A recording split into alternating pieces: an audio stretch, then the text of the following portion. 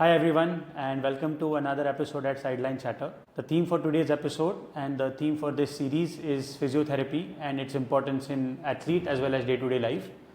To talk with me today I have Apurva Kulkarni, a good friend of mine and the owner of Linkin Moves Physiotherapy. So welcome Apurva to the show. Thank you Nandan, thank you for having me on your show today. It's great to have you, and Apurva has been my physiotherapist through my rehab journey as well, and now as an amateur athlete. And we are going to have a series of about 6 or 7 episodes that will cover the entire foundation of physiotherapy, how physiotherapy works for athletes in their performance, in their strength and conditioning, as well as in their recovery, and also highlight on physiotherapy in day-to-day life and how it is important for individuals, be athletes or regular gym goers or even everyday people. So Apurva, welcome, and let's start with the foundation of physiotherapy, and I think the most important foundation is injury prevention in athletes. So how important is injury prevention in athletes, and what role does physiotherapy play in injury prevention? Now since so many leagues have been coming up and you've been seeing a lot of physiotherapists on the television going and helping out athletes during the tournament or the league and everything, physiotherapy has become an upcoming profession for sure. It is being recognized definitely. So there is a lot of misconception that physiotherapists would work only for injuries. That's a common myth that people have. But I am a firm believer that we can definitely make an attempt to prevent injuries. So we've been learning since we were kids that prevention is better than cure. Yeah. So it's likewise with injuries also. Prevention is definitely better than getting into the rehab process. Now you've been through the entire ACL rehab Yes. for almost like 9 months to a year probably. So injury, once a person has injury, it's a big period of time. So that takes the athlete out of the game for a longer period of time. It sometimes, because of the age matches that you play, it does create a difference when you're losing out on a year or something. So that has an impact, and all of these have a greater impact when it comes to mental health also, because injuries is not just a physical thing, it's also a mental thing. Being out of the game, not being able to play, not being able to get out of the house and be on the field is a traumatic thing for any athlete to have. Yeah. So it does take a toll on their mental health also. So it is always better that we work more on prevention, and there are very simple things that you could work on. So if you just keep working on, you're definitely going to reduce the chance of getting injured. I won't say that you're avoiding any injury, but the risk of getting injured because of your own physical limitations, that's something that you can definitely prevent, and not trauma for sure. Yeah, I think an important point that you just brought up is misconceptions about physiotherapy. Like we are labeling it as misconceptions, but I'm sure everybody has also heard it a lot that only athletes go for a physiotherapy session, or you have physiotherapists who are accompanying athletes, like you said right now, for different leagues. But it is equally important for someone who's just an amateur sports person probably, or even someone who's a gym goer, or someone who's getting older probably with age. And these are some misconceptions that I feel are there around physiotherapy. And if injury prevention is the foundation of physiotherapy, then injury prevention in day-to-day life also is comes into picture. So what would you say to the audience, how important is physiotherapy even for a general layman? Maybe it might not be thrice a week, but just to have some of those sessions under their belt. Right, like you rightly said, it's not only for athletes, it is for everyone around. Human body is designed in a particular way, and it's designed to move. Unfortunately, with our lifestyles that we have reduced our movements overall, and we have restricted ourselves in terms of even mobilizing your entire joint, or stretching your entire muscle, all of these things. So that inactivity somewhere has definitely created us a risk of getting injured, and that's with every person, not just athletes. Likewise, of course, with the elder population, as your age grows, there are a few sensory receptors that just start aging, or aging in general also reduces your activity, hampers a lot of balance activities. So all of this, and physiotherapists basically are more of movement therapists is what I feel. So whatever movement that one person is lacking in, trying to regain his function, trying to be able to make that person move pain free, get back his daily activities, have that functional independence that one needs to have in their daily activities, is what a physiotherapist's role is. So yes, it is not only for athletes, it is for everyone around. So don't have this misconception that I don't have an injury, I should not be seeing a physiotherapist. No, anything of that sort. They're just going to be there to help you out, to make you relearn some movements that you've forgotten. So sometimes, like, maybe you just feel a niggle, or sometimes you realize, that you have stretched a muscle or pulled a muscle, and you definitely know that you need to visit a physio to get it sorted, especially while playing. It happens now as we are aging. What is, how would you say, what is that time, or when should you really go and see a physiotherapist? This is not for an athlete, maybe just for someone who's doing their day-to-day mobility and maybe lacking something, like you said. So when is it that a person needs to visit a physiotherapist? Because if you get fever, you go and visit a doctor, or you call your doctor, but there is no benchmark in that sense for a day-to-day active person in terms of when he or she wants to visit a physiotherapist. So what would you say on that? So I would say that there is no specific timeline where you need to see a physiotherapist. There is physiotherapy for kids, there is physiotherapy for sporting population, for general population, for elder population. So if you see right from your childhood, where you're into your milestones of development, you have physiotherapists working throughout your lifetime.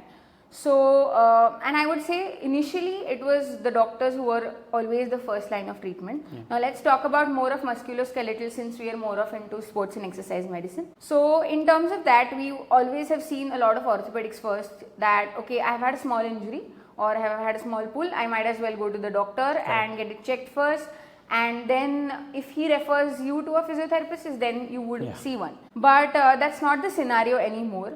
With more awareness that is being created through social media or in generally by different athletes, top level athletes, the importance of physiotherapists overall in everyone's life has increased. So they could definitely be your first line of treatments. For example, okay, I just pulled up a muscle while I'm playing a recreational sport. As simple as, okay, you go and play 10 passes and you tend to fall, or you just have a catch in the muscle, or you just have a cramp. Now this is pretty much a smaller thing. If it's really manageable, you just go see a physiotherapist. Maybe he is also the person who is going to help you guide that, okay, I think it's something more than just a pull, it could be a tear or something. Then you better get diagnosed, the radiological diagnosis further. And if it is not in the scope of a physiotherapist, then yes, they would recommend you to doctors. So that's a shift that I've definitely seen over a period of time, and that is something that everyone should consult, because what physiotherapists would work on is more of a conservative approach, and nobody likes having those painkillers, putting ointments, and that's all about it. So nobody likes it. So might as well you retrain movements. There's a lot of research which has made you mobilize earlier after an injury. So all of these things through research, through time, has improved, and we need to accept this, that yes, we need to go look after our bodies. We need to learn a few things which we don't know about our bodies, and that is where we come into picture and help you all with those things. Great. I mean, I think that's great insight, because today with technology, everything is available on Google. Let's say you go search something and you might everyone's become a doctor. Come on, let's be I mean, I didn't want to say that, but just in terms of understanding what you're coming from, where you said research has now gone further, more so all of this has a big science behind it. Okay, the human body is so scientifically and amazingly designed. So even about movement, there is a science behind all of these movements. So if you learn those movements proper, if you keep on doing it in a manner that is more functional in life, you're definitely going to reduce your chance of getting injuries. Right. I think bang on. And I think it's even more critical for an athlete. I mean, this is a sports podcast, so I would also like to focus on athletes. And you have so many different types of sports being played and different types of athletes that are there, be it individual sports or team sports or endurance sports and sports that require more strength, maybe, or sprints and something like that, like just a few examples. But I'm sure that the science of the science of injury prevention, let's say, or building up your strength and conditioning your body is different for different sports, and what aspects go into understanding as a physio and then as an athlete, because for an athlete, the physio is your first line of consultation. Correct. In terms of understanding your body and conditioning your body in a certain way. So when it comes to different sports for different athletes, and also for different athletes in the same sport, how does that science play a role in a physiotherapist's understanding of what kind of a program to make for a certain athlete in terms of muscles, joints, all the different aspects? So we know that every sport is played differently. Every sport demands different usage of your body, your joint in general, different use of your energy systems. For example, a marathon runner would want to, or an endurance athlete would want to work more on his cardiovascular endurance also, versus someone who is into a power game, for example, even a badminton sport. Correct. So the energy system used in both these sports is completely different. I would work more on a cardiovascular endurance here. In this, in the badminton player, you would be working more on your power, your strength, your agility, all of these aspects. So every sport is different. Every athlete or human body is different, and the approach towards getting that person fit for the game also has to be different. So a physiotherapist's role here is going to be like very specific to the sport he plays, to individualistically how his body is, whether he's really stiff, what do we need to work on. So identifying the root cause of a particular injury or identifying the risk factors of getting injured is what we have to understand. And also in terms of recovery, when you talk about any athlete coming out of an injury, it also needs to be very sport specific. So for example, you play badminton and I don't train you in agility movements or those specific smaller movements and ask you to go and play. Right. I'm definitely going to expose you to getting injured again, because you have not retrained yourself to get back to that particular thing. So you need to understand the sport entirely. As a physio also, you need to understand what type of game it is, what the athlete's demand is, at what level is he playing, and then design everything. So that is how it works. And like you always say that, there is a science behind this. So there is a science behind recovering you to get you back to your game also. So you mentioned there is strength and there is movement, so mobility. And for different sports, it's different. Like for badminton, just having strong shoulders might not be the case, because you also have to move on the court, so you need to be agile in that sense. It will be different for different sports again. So how does an athlete find that balance, and you could give examples also even over here, and how does a physiotherapist play a role in terms of helping the athlete find that balance, because I'm sure a lot of injuries are also caused because of this imbalance, because you either train your muscles more or you don't train your muscles enough, right? And you're not agile or you're agile. I mean, it's somewhere you have that imbalance, and that sort of gives rise to a potential injury, which can just a snap is a snap, and I've experienced it, so I know that it's traumatic. So we need to first understand that sport is a complete biomechanical movement. There is a way in which we are supposed to do a movement. For example, if I'm a tennis player and I need to hit a forehand, there is a coordination that happens between all the joints in your body, and that's how you move. So we need to understand whether, as a part of injury prevention also, whether all these right biomechanical patterns are there when it comes to their training aspects or when they are playing. Now, for example, if someone has a very poor posture in terms of, his shoulders are very much protruded. So naturally what happens, there's an imbalance that gets created. The muscles around the chest are tighter, the muscles around the back are weaker.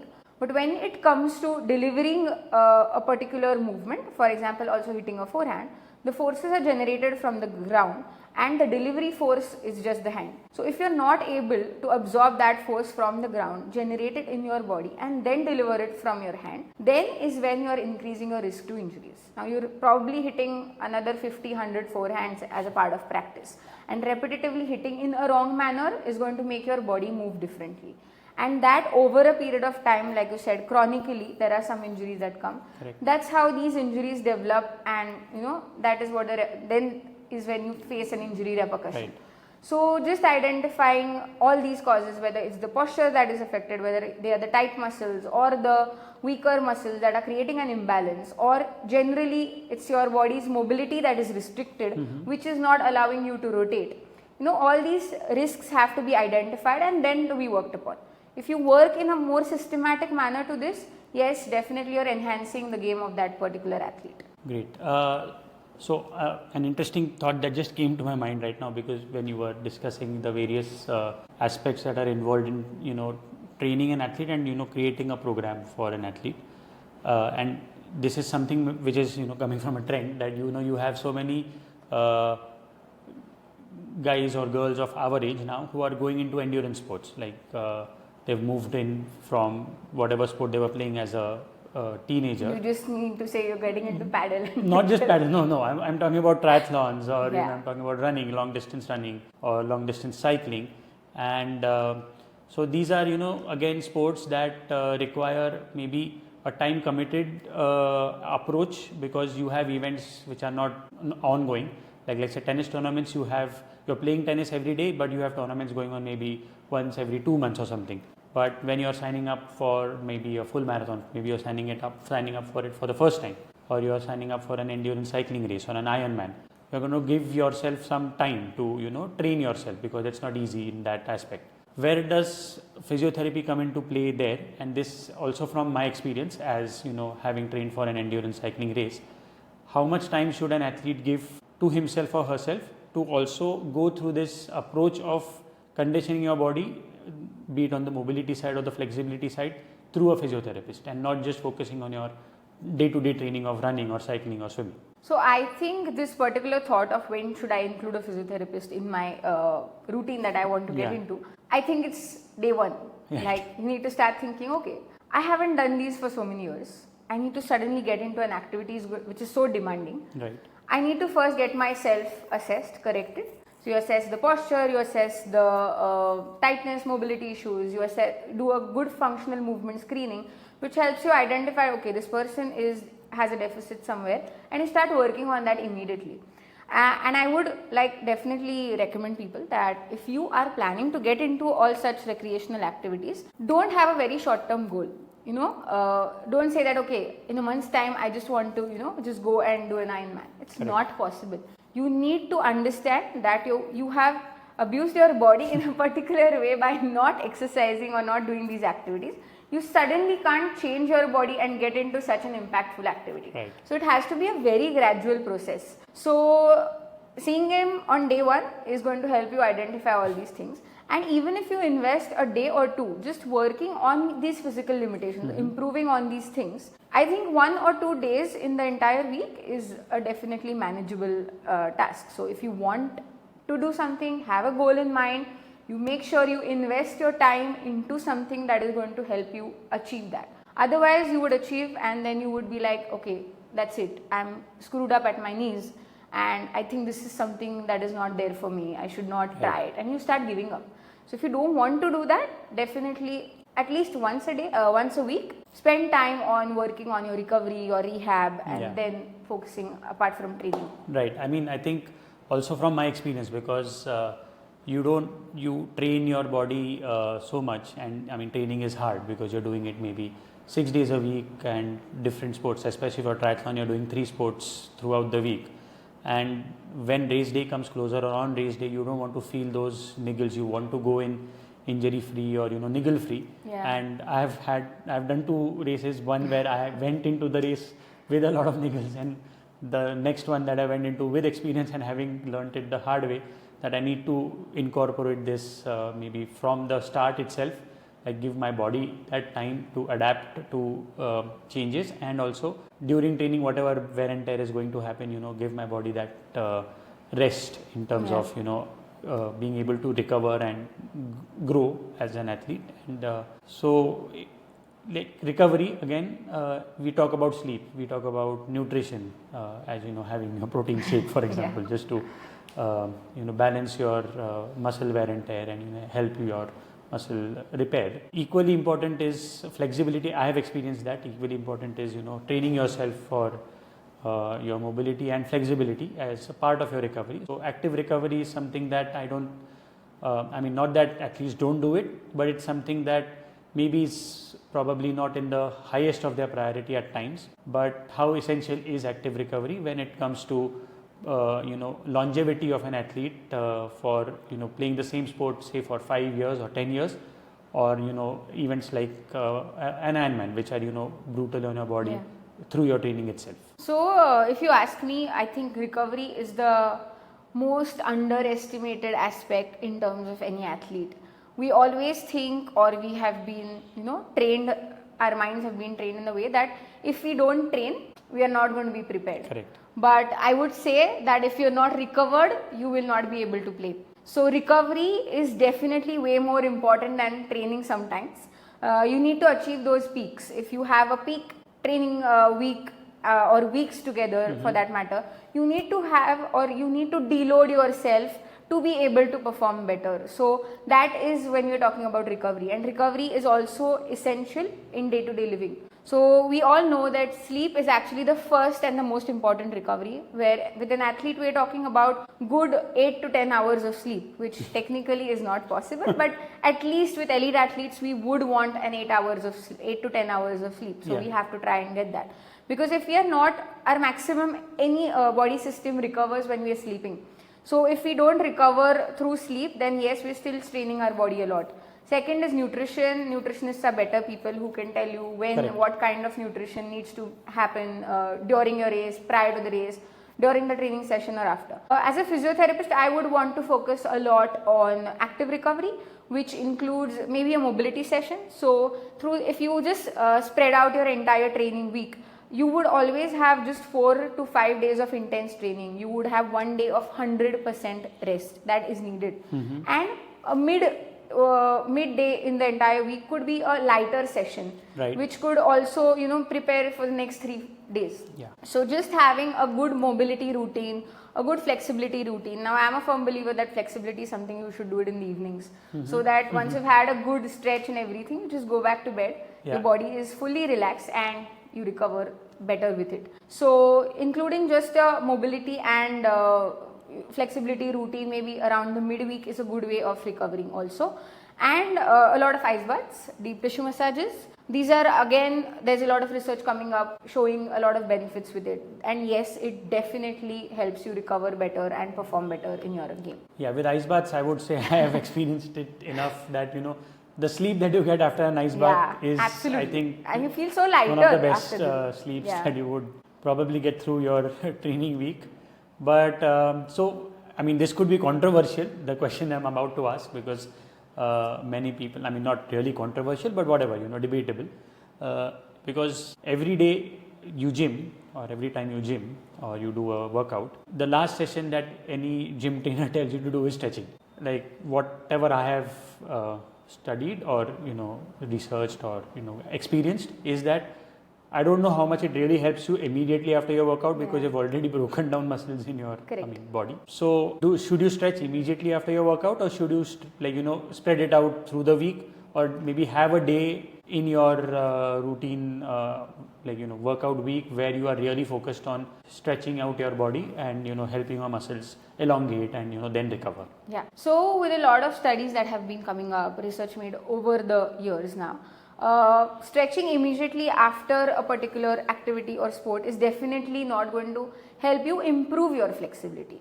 It is something that is just going to give you a very good placebo effect also. That I've stretched, because everyone's like, I haven't stretched, or I don't like stretching and all of these things, and that is the reason I have a stiffer body. But no, that is not the case. These are different systems that need to be worked on. When you're stiffer, it's more of the mobility that needs to be worked on. If you're tighter, it's more of the flexibility that needs to be worked upon. So after you're done with an activity, there's a lot of blood flow anyways. So your extensibility in your muscles is anyways more.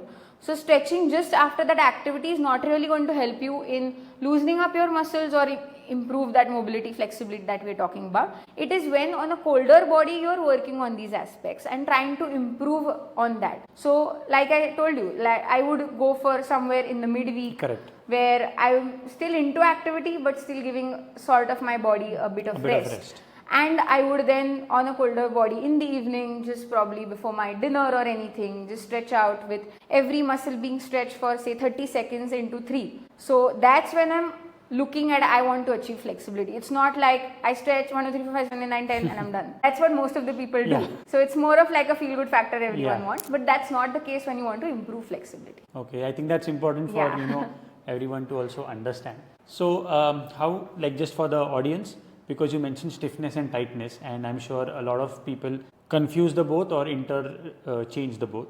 So what is the difference between stiffness and tightness in terms of our body? Yeah. So every structure is different. When we're talking about stiffness, it's more of the joint stiffness that we're talking about. So joint has a lot of structures around it, a lot of capsules, a lot of attachments of the muscles and all of these things. If there is a restriction in the joint, that is when you would call that my joint is stiffer. When you talk about flexibility, it's more of to do with the muscle length. So my muscle attaches, crossing the joint. So if I'm going to still have inflexible muscles or they're going to be tighter in the muscular area, I might still have a lot of joint stiffness also. Okay. So these two work hand in hand, but they need to be worked differently also. Okay. So like my stretching is not going to really have a great impact on my mobility, but working on my mobility will have a good impact on my flexibility also. Okay. No, so these could be like very interchangeable, very correlated, but they are different systems altogether and they need to be trained differently. And again, I guess different for different bodies, Yeah. right? So yeah, because genetics plays a big role in it also. I was actually getting to that. But yeah, yes. because a lot of people are stiff right from the beginning, or a few people are stiff later because of inactivity or lifestyle issues. So we need to understand that. So someone having a genetically stiffer body, we are not expecting them to have great amount of improvement in mobility, but that mobility needs to be worked upon so that it doesn't worsen and it enhances their game. That's what we are looking at. So it doesn't hamper your Yeah. ability in terms of performance. So just the last bit on today's podcast, and this is to do with, I guess, I just want your opinion on this, is, and this has been discussed in my podcast before, surrounding Jasprit Bumrah. And all this, talk around his injury management and whether he should play or whether he should not be playing continuously. Whereas you have other athletes like Siraj or Stark who are also bowlers, who are Correct. also, putting in maybe much more workload than Jasprit Bumrah is, but you are protecting him for some reason. And as fans, we are just, we always have some conjecture or some, thought about it that no, he should be playing, why is he not playing? So as a physio, because you understand the science behind this, why is it that a body like Bumrah needs to be handled differently than someone like Siraj, who seems to be a workhorse? Yeah. So you already discussed that every body is different. Everyone's body's demands are different. How the person takes up the load is completely different. Now we all know Jasprit Bumrah is the most important bowler that we have right now, right? So that he's going to be a priority when it comes to thinking of the team and taking it up. Now you need to consider a lot of factors here. It could be the age that we're looking at, because body is aging every day. So you can't really expect him to play how he was at the age of 25 with what he is right now, right? Okay. So we need to consider what age he is at, whether he has any injury history, which is probably going to create a problem. How his recovery is. Now recovery is also dependent on your age also, right? So whether your body slightly slows down the rate of recovery when it comes to your aging day by day. So that is one factor that needs to be considered also.